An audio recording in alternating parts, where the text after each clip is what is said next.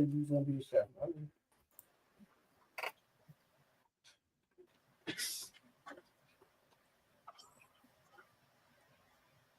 So I come down. Don't ever say we don't have a makeup budget, because there it is right there. I've been trying to figure out how long y'all was gonna let me do that. Look, we sitting there all quiet. Free range, man. It's like I'm doing the same thing. I'm doing the same thing I do every show. Lord. Well, welcome back. Good morning, good evening, good night. Salutations. Hope you gave that like this monster that 350. Because we are the Saturday Night Wrestlemaniacs coming on your screen with a little bit of Woo Country Carolina from the Sumo. KG over there getting his dough, homemade. And I'm just hanging out. Take a look at my grays, trying to get rid of them. Shit. You see all this? I told you, get that just for men. Why do that? Just for men. Darken that up real quick. You need a Sharpie? Embrace your gray. Ain't nobody got time for that. Ain't nobody got time for that. KG. Gray is just an expression of your wisdom, which means you dumb as hell. Exactly. And I look, I might not be as wise as some, but I'm wise enough, baby. Shoot, ain't nobody got time for that. You can be wise all day long. I will be without the gray. Have that. KG, I hear we got a good topic this week. Oh, yes, indeed, baby. This was released a couple of weeks ago, but we haven't had a chance to get to it. We've been busy. I've been busy winning picks championships. I've been busy making commercials. It is still in the possession of the newbie Sumo. What kind of crap is this? So he think I he's have slick. to go pick up my darling belt that is being held hostage. He counting down the time to Survivor Series. Hey, he's slick. Hey, I'm not keeping it hostage. He don't want it. He's sitting right here waiting on him. Look, I'm gonna be honest with you. I have not heard from this man since last week this time. So I don't want to hear it. Yeah, that is true. That is true. Because I was like, nope, I know he gotta work. I don't want to disturb his work, and I don't want to be a bugaboo. I know I'm the champion. I don't need the belt to let you know I'm a champion.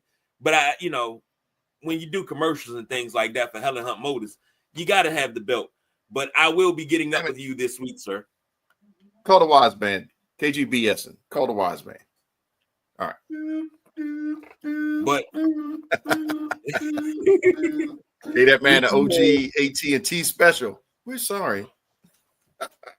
Love it. We do have a great topic for the night, and I'm gonna go ahead and put us on the side. And we got the Lindsey Buckingham topic. The top 20. Taking us forever to get here. WWE wrestlers of all time. All time, according to Sports Illustrated. One of my favorite. ESPN. So you said top 20 WWE of all time. Only of all time. According to ESPN. According to ESPN? Yeah, it was Sports Illustrated. No, it's ESPN. Oh, it's ESPN. ESPN. Oh, see, I thought it was Sports Illustrated that did this. Oh, wait. No.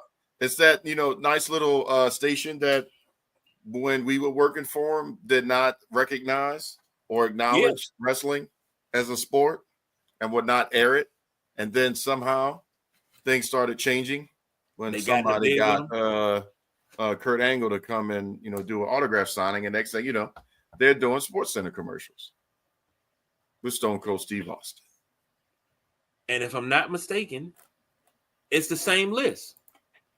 Boom. Oh, it is the same list. It's the same list. That's weird. They like the same people. We'll take it. Should we start at 1 or should we go to 20? Maybe we can go to 20s. Let's start with 20. All right. Number 20. There we go. Of all time, as you can tell, it's men and women. We'll talk about whether or not we agree with the order. And Lord knows we've disagreed with some lists before. But Becky Lynch at number 20. all that she's contributed in her career, is that kind of low? For the trailblazing side of things. Now we got some that top 10 is tight. I'm not gonna lie to you, but should Becky be within that top 10? If Becky's gonna be 20, it's one that should be ahead of her that's not. Okay, who are you thinking? If she's 20 and she had the man era brought on to you by none other than Nia Jax, because Nia Jax became the face breaker, but she had the Becky 2 belts era, all of that. I am looking up and down this list, and I do not see the pioneer that kicked the door open for the women's evolution. Mm-hmm. One, Joni Laurer, aka the ninth wonder of the world, China. And if she's ranked above China, I got a problem with that. Well, yeah, you got a problem with it. But as far as this, I'm not gonna lie to you. If I had to make a call, I would probably flip her and Edge. That'd be me. What say you, Sumo? Well, since we're looking ahead on this list, she's the only woman on it. Yeah. Which makes this whole list defunct to start with. And for Becky to be the only woman on this list and not have Charlotte, if it was only one woman that was going to be on this list, I would have to say it would be Charlotte. You mean a former Sports Illustrated cover athlete, and she's been in Sports Illustrated, I think, twice now? The Body Issue once, and then I think a cover athlete at one point. Remember? I think my memory serves me right. So, I mean, this whole list is okay. First of all, she's the only woman on this list. Second, she's the last person on this list. Third, it's the wrong woman to be on this list if she's the only woman on this list. So this whole list is bullcrap. Well, we know that we would disagree, but if we had to take this as the gospel, and this was, the ones that just made the list, would you agree with the position? No, because she shouldn't be on this list. She shouldn't be on this list. Not top. I know that, but we're dealing with the list. Where would you put her for the parameters that we have now? She's on it. Should she be 20 or should she be higher? No, if she's going to be on this list, she's going to be 20. She's going to be. I would. Okay, I gotta put this. He's going to be 20 for lack of not having anybody higher being on the list. Okay. KG, do you agree with the position? No. And I'm glad the Nubian Sumo brought that up, that she's the only woman on the list, because you're talking WWE all time. And it's the same argument you had with people when you talk about the greatest rapper of all time. We're not talking like the greatest rapper in the 90s and the 2000s. No. We're talking all time. So when we say we know who that is. We know who that is. Well, yes. And he's the 5 greatest rappers of all time. And I get that. But this is the same criteria. We're not talking just of the Attitude Era. They didn't say of the Attitude Era. They said WWE wrestlers of all time. So you got when did WWE come to prominence? 80, what was that, 78? So we're talking 77, 78 to currently. So you're leaving out the Fabulous Moolah. You're leaving out Rock and Robin. You're leaving out Wendy Richter. You're leaving out China. You're leaving out Sable. You're leaving out Jackie. Lunder Blaze. You're leaving out Charlotte. You're leaving out Natalia. you're leaving a lot of women that have blazed the trail that were there before Becky, who Becky looked up to. And I don't know if Becky herself, because she's so humble and she loves the business so much, I don't even think she would accept 20. And I'm just being honest. She doesn't even have the most title reigns of all the women in the WWE. But she has a one credit that none of the other ones really have, except for one other person that's currently there, and that's main eventing WrestleMania. Everybody else in the trailblazing accolade, that's one thing they have never done. So, you know, by all rights, that puts her higher up. If you're gonna have one woman on there, why not have Charlotte instead of Becky? See, when you said that this was sport, when we started going back and forth about whether this was Sports Illustrated or ESPN, I'm like, commercial. The first word came to my mind was commercial. This isn't going to be a true, straight up list. This is going to be a commercialized list. Because what is their criteria for putting this list together? I don't know. Ask KG. You know, he's always the one harping on criteria. Well, that's the question. What is the criteria? Now I'm looking at it, and this is what they said. WWE has been the home of some of the greatest wrestlers to ever grace a professional wrestling ring. From legendary in-ring competitors to extremely charismatic characters, the company has showcased some of the most engaging personalities that have made the business a success over the course of the past 5 decades. These wrestlers have sold out arenas and stadiums while entertaining millions that make them remember for years afterwards. Here are the 10 greatest, or I should say 20 greatest WWE wrestlers of all time. I don't think it's any criteria. I think they just kind of just like, we just gonna throw this together. They just put some names together. Names. Well, they did say, you know, they're basing it off of at least box office. So, you know, putting butts in the seats, you know, but we'll not agree on Becky being at 20. I think that's the consensus. Well, let's talk about Mick Foley at 19. So now we're just solely looking at, you know, the men. You know, from 1 to 19, should Foley be that low? Should he be higher? Or is that a good spot for him in the top 20? I think that's fair. I think it's fair.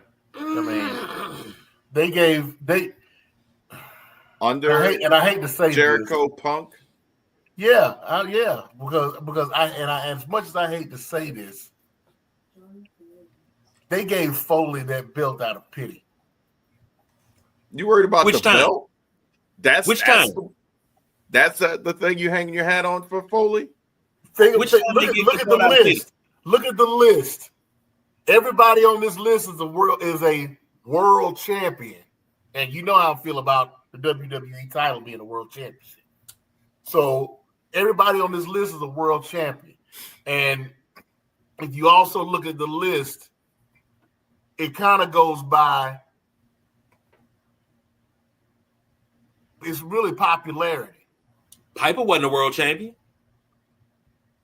He's there's an exception to every rule.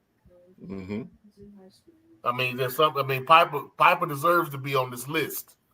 Yes, I agree with that because as one of the greatest times, one of the greatest champions of all time. He the greatest wrestlers of all time. He deserves to be on this list, champion or not. But most of these folks have at least won a world championship. Right. So we wouldn't put Foley over Andre? Put Foley in the top 15? No, because Andre was an attraction. Right. Yeah. But they got Andre at 16. He was truly the 8th wonder of the world. He was truly the 8th wonder of the world, but and why they placed him in that position is beyond me. Because as far as because look at well, we're skipping around. Look at the top 5. Stone Cold, I agree with as number 1. Yeah, Stone Cold, no problem. No problem with Stone Cold being 1.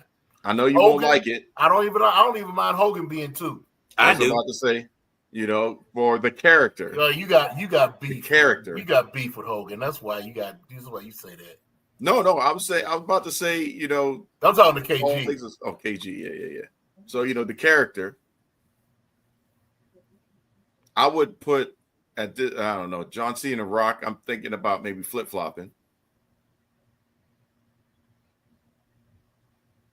I'd say Cena, influence-wise, The Rock had the Attitude Era, but Cena has had more time and longevity, and is still cooking, and it still has another year to go.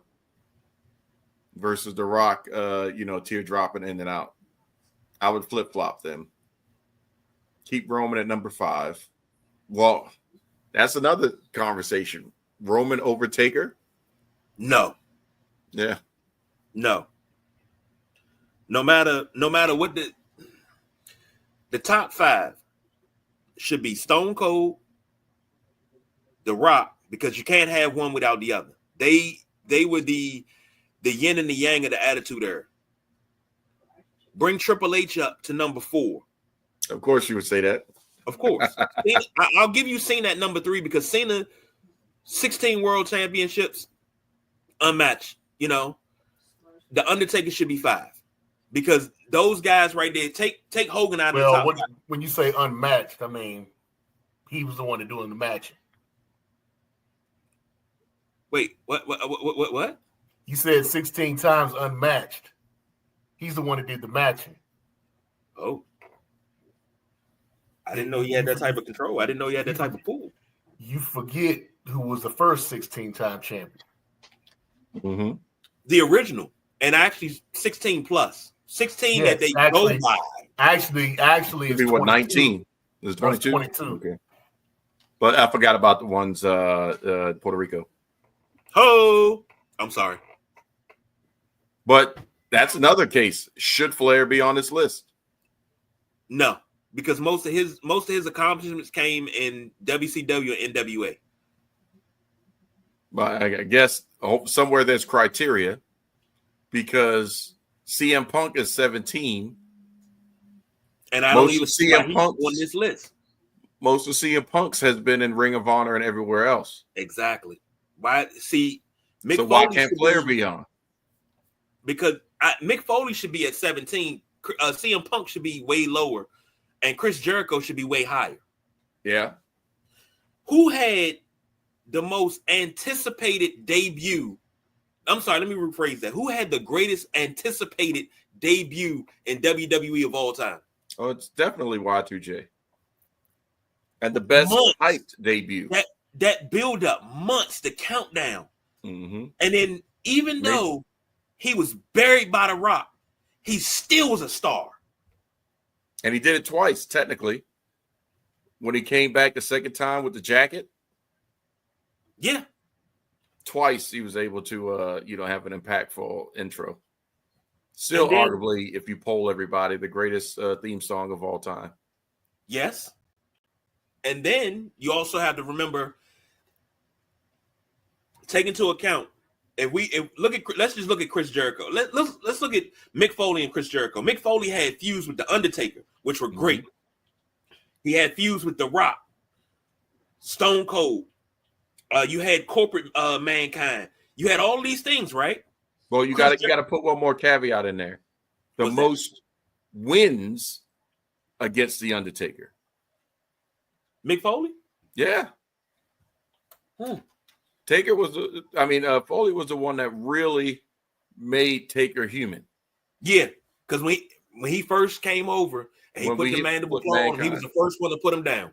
Yep. And shocked the world. Right. I remember that. Now, Chris Jericho had beef with Ken Shamrock, beef with The Rock, beef with China, beef with your boy, beef with Triple H. He had beef. These are things that set up an era, not just the Attitude Era, but also the PG era, the Ruthless Aggression. These are things that set these things up. Name CM Punk's top greatest beefs in WWE. John Cena. That's one. Name another one. And honestly, that would be a number 2.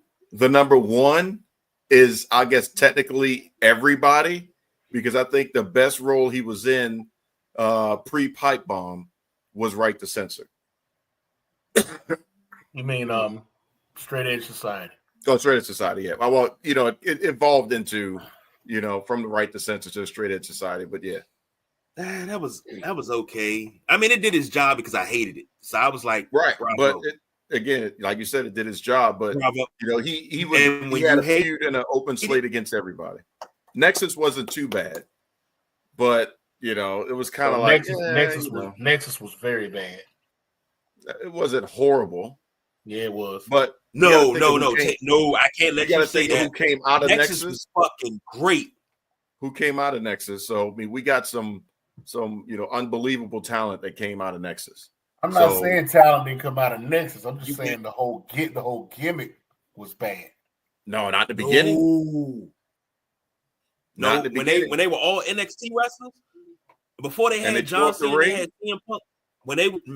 You had Otunga, you had Ryback, Bray Wyatt was in. He was Husky Harris then. You had all these guys, and they were just coming and destroying everybody. I hated the Nexus. Just hungry. When I say I hated them, I hated the Nexus, but I was like, oh my God, this is why I love wrestling, because I tune in every week to see if they get their ass whooped. That's it. I tell you what, I think the problem with this list that really breaks it up, and it's weird because it's like it cuts it in half, is, no disrespect, but Bruno should be number 20. No. Yeah. No, I don't see that either. Bruno should be in the top 10. The reason why I say that is, like I said, this is a popularity type thing. Exactly. That's what I'm saying. Bruno Sammartino was one of the most popular in his time, was the most popular wrestler in the world at that time. I agree. That's what I said. Everybody loved Bruno Sammartino. But looking at, who all is in the mix, Bruno or Andre. Again. If we flip those two, Andre was an attraction, right? Plus, Andre flipped from face to heel. Bruno Sammartino was a true face. Yeah, but Andre and he was popular everywhere. So did Bruno Sammartino. Right. But why can't Andre be higher? Why should Andre be higher? Because I think we'll have to research this, but I think he drew more overall than Bruno. How? What? So we'll have to look at it, but I think that, in my head, I'm thinking that Andre drew more money over his career versus Bruno's. But Bruno got what? When you got Bruno selling out Madison Square Garden every month. Remember, they wasn't going nowhere. They wasn't going too much of anywhere other than Madison Square Garden, and he was only defending at Madison Square Garden. So how many seats does MSG have? And then compare that. Now, how many MSGs can fit in stadiums with Andre the Giant? But how many stadiums did Andre the Giant fill? Enough to surpass Bruno. That's what I'm saying. I didn't say. I'm not saying definitively. I'm saying we'll have to, go back and kind of fact check that. But it should be pretty close. And that's before we get to the European tours and the other places that Andre sold out. Hold on. For pro wrestling, Madison Square Garden seats at this current time, it seats 18,500. I swear Madison Square Garden seats more than that. I've heard it. They've squeezed in 22, or pretty close to that at one point. Bruno should be higher than 10 anyway. Bruno should be higher than 10. Bruno should be higher than 10 because who has the longest championship reign of all time? Bruno Sammartino. Who do you kick from the top 10 on this list? From the top 10? To move Bruno up. I'll take Roman down. I'll take Roman down to 10 and move Bruno up to 6 because I had the Undertaker at 5. I move Bruno up to 6. Take Roman down to 10. So you putting. So that's why it's a weird list because just saying that if we're talking about longevity, this is just a bunch of names people threw together because they could, and just to put a list together. There's no rhyme or reason to this list. And they only threw Becky Lynch up. They only threw Becky Lynch up there because Charlotte's been out for so long. So if we take it from the Bruno perspective of longevity, championship title reigns, what would the top 5 look like then? For longevity and title reigns, right? Triple H. So title reigns for longevity and title reigns. That'd be what Bruno at number 1. Bruno would be 1. Right. Randy would be 2. You wouldn't give Roman Reigns almost 4 years as champion? Yeah, but Randy's 14 times. But 14 times, short time period. Wait a minute. Hold on. I'm about to catch you. No, you're flipping. What? We've had this discussion.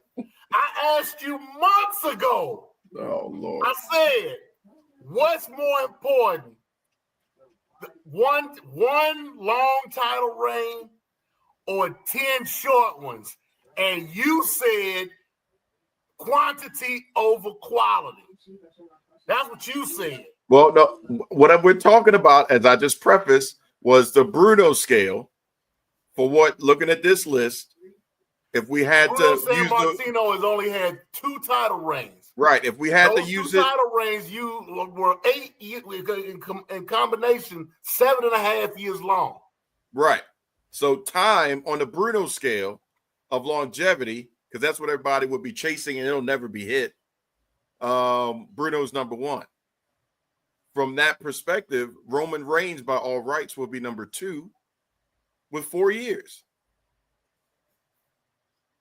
Then you would go the next criteria after that because Hulk Hogan will come close. So you're putting longevity over, you putting the length of time they had the titles over the amount of time they had it.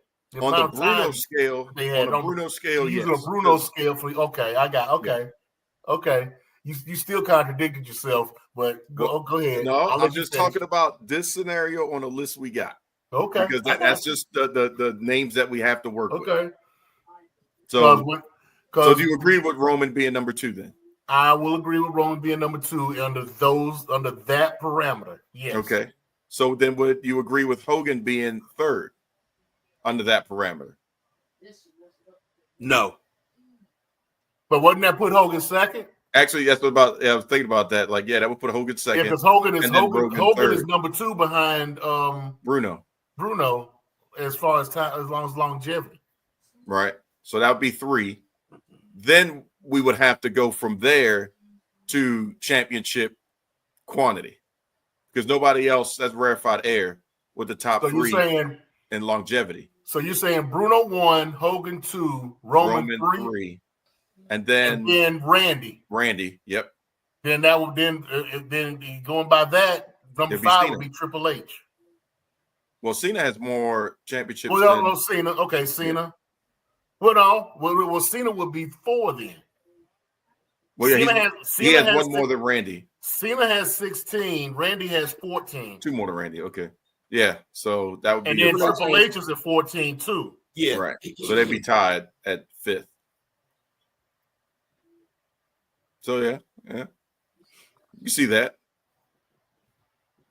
Now still put Becky Lynch at 20th.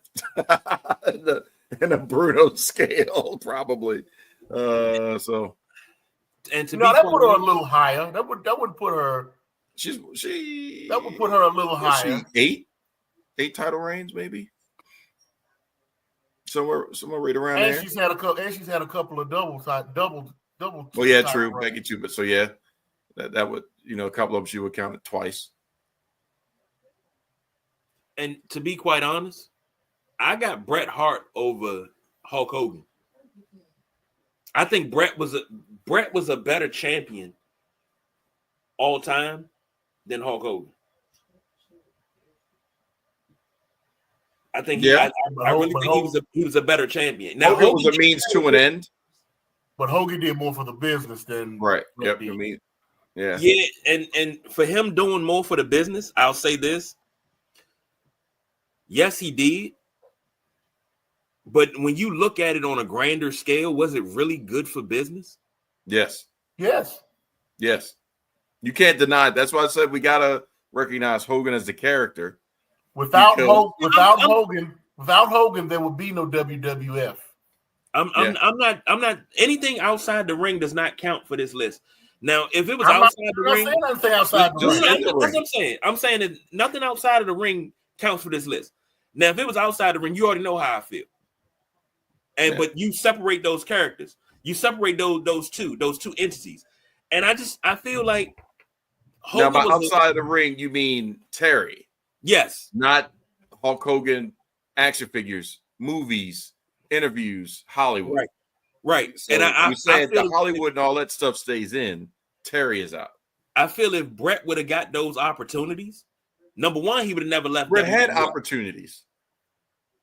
Brett has acted. He was on Nash Bridges. No. If they would have put him in a movie like No Holds Barred, where he had to carry the movie, if they would have put him in Suburban Commando. But Brett is not. That's not his character. Brett's not that charismatic. No, I mean, no, I'm not saying like those type of movies. But I'm saying Brett was charismatic. He's just not a comic actor. He's not charismatic to hold a role like that. Right. Brett would be the Marine, and Brett would kill it in Canada, or the Canadian, the Mountie. You'd be the Mountie if they were to do that or something, But or Jason Bourne. What was that cowboy show that he did? What was it, a movie? Which one was it?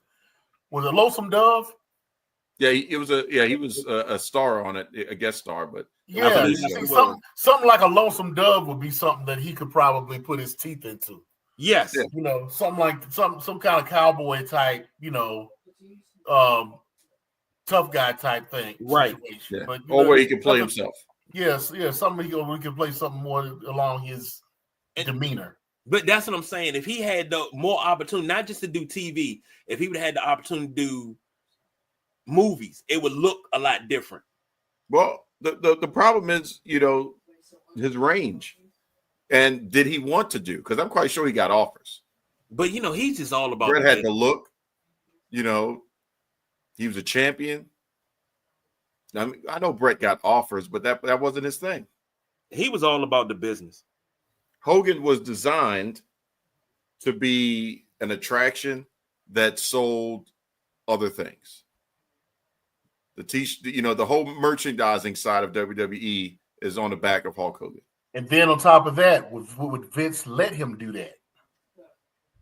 What, Hogan? No, Brett. Well, he let him do a lot for what he wanted to do. I say that. We can't speak to if there was some stuff he was blocked on. Brett was out there on TV. Do you think? But do you think Vince would have held back Brett like he did Damian Priest? No. Because all Brett has to do is, film some scenes in Canada. Brett had the Canadian out. He could do stuff in Canada and then come back. And I don't mean leave and come back. I mean in between breaks and stuff. Brett can do something. Priest. Nah, Damian was a little bit more, hey, you ain't going nowhere because you need to be here, and here, and that's not happening. Damian Brett was your number one guy, though. Bret Hart. He's not on the level of Brett. No, but Brett was your number one guy. So I would think it would be more so that he would do that to Brett than he would to Damian Priest. No, because like I said, Brett had the respect and capability of being able to make that happen. Off of the back of Stu and everything else. Brett, I think, had the conversational power. The only thing he couldn't talk his way out of was how to drop the belt before the Montreal screw job. But anything else, I think Brett had some conversational power.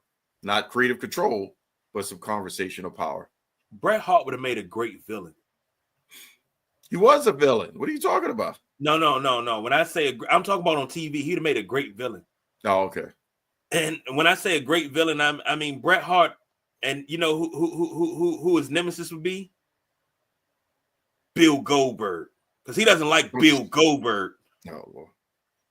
And Bill Goldberg wouldn't be a great hero because Bill Goldberg is the reason why my career got ended. I don't like Bill Goldberg. Well, you can't put it all on Goldberg. You can't put it all on Goldberg. At the end of the day, we've already talked about it. You know, it all falls on the rigging people and what happened with Owen. If Owen was still good, Bret's mindset would have been different. Period. I mean, everything, you know, when we talk about trauma and PTSD and all that stuff, it's always that origin story, that one linchpin. And that is the constant domino that when that fell, it was all downhill from there. Period. Same thing with Davey Boy. You know, Brian Pillman. I think was still alive then. You know, there's a lot that ricocheted, you know, from that situation. Like I said, there's something like if we could invent a time machine, somebody, you know, fix that one. If you're worried about the butterfly effect, I think at least we would have a better outcome at some juncture or multiple junctures with the butterfly effect. If you would just said, "Hey, Owen, no, dog, don't do that dumb mess. Leave that to Sting," and then just dip out. I would still let the screw job happen. I would let all that go down. Well, the screw job. Actually, that was after Owen too, right? Yeah, that was after Owen. Yeah, No, so I don't even think. No, Owen was still alive during the screw job. Yeah, that's right. Yeah. The screw job happened before Owen, so the screw job would still happen. Right. But you know, Owen, yeah, Bret would have made different decisions. He would have leveraged with Bischoff more. I mean, he was out of it mentally. He may have even caught the move ahead of time that would have prevented him from getting that injury from Goldberg. As technical as he is, you know, he can see the lines and what's happening. I don't think he'd ever left WWE if it hadn't been for the accident. So there would have been no Goldberg. Goldberg would have been involved. Yeah. That would have been your butterfly effect. True. And then we would have Bret Hart wrestling now. Can you imagine? Probably so. You know, Bret and TNA. If you want to go to TNA, you know, with all the different things, you know, Bret in the Attitude Era, a little bit longer. You know, that's a lot of cool things that could have come out of that. Would he have flourished in the Attitude Era is the question. With how they as the bad guy, as the straight guy, he would have been. He had more charisma than Lance Storm. If Lance Storm, and no disrespect to Lance, but Lance was just, you know, straight up and down. You know, if Bret was there and he was playing that role, man, you know, he could really have a lot of great beefs as, you know, the Cena's was coming up. You know, Bret versus Kurt Angle. You know, we could have had some real hot and heavy stuff coming through. You know, Bret versus Edge, or he could have possibly ended up in a TLC match. You could have had Edge and Bret. You do know that Owen was planning on leaving because of the Attitude Era, right? That's why he was thinking about retirement. But he'd be alive. He would have been out there running Stampede. Yeah. You know, but it still would have been a good play field. But Owen also fit perfectly into that mix. Owen and I'll say this for the time that I'm alive, even after I'm dead, y'all can record it and say it. Owen with the Nation was absolutely beautiful. That was chef's kiss. I don't think you could ever do that again. Even with the Hurt Syndicate in AEW, it wouldn't make sense for anybody else to do it again. Like that. They did do it again. Doing the same thing. It's happening right now. But the bloodline isn't militant. like What? the nation. They're not. No, come on now. Come on now. All Samoan faction. That just happens to be the lineage. But Farouk, Kama Mustafa, Yeah. D'Lo. Wait. They were militant. You. I know y'all watched Table for Three. Shoot, that, And hold on. when I'm Farouk said, put a pin in that. I know y'all watched that daggone fight last night, and I swear Roy Jones looked like D'Lo from the profile. I'm just saying. All right, go back to what you were saying. Just think about it. Go back and look at Roy. I'm like, that goddamn D'Lo Brown. if you look at it, look at Table of Three with the Godfather, D'Lo, and I think it was two of them. One had Farouk. Yeah, it was Farouk. And they were talking about how influential, and this is something that nobody ever talks about. How many black factions can you say were influential to the point that they believed it? He said he had the Nation of Islam call him up because he was staying at the same hotel to speak at a rally that they were having in a ballroom. They wanted him, he was in Chicago, and they wanted him to speak. He said, man, I didn't know what to say to these people. That's how influential the Nation of Domination was. And you had them, and then you had DX. And they both pushed the envelope. They towed the line, and they almost crossed it a couple of times. And the DX did cross a couple of times. And I think, later on down the line, I think I sent the promo to you guys in the group chat. When The Rock was they were going against DX, they put China and told him put China on her knees where she belongs. And JR was like, hey, she's not no intern. Yeah. It's not funny, but the way that played out, and knowing that you have to go through these things, you have to talk about these things before you do them. But the look in China's eyes, I was like, I don't know if this is kayfabe or is this a shoot. I never knew which was it. When you got something like that, and you had Owen, you had D'Lo, and that D'Lo should be on this list. Mm-hmm. D'Lo's one of the greatest European champions and intercontinental champions to ever grace the ring, and he does not get the respect that he deserves. Not at all. Punk off and put D'Lo Brown on. Since we're talking about the nation, we're talking about this list. I will take CM Punk off. He can get up out of here and give me D'Lo Brown.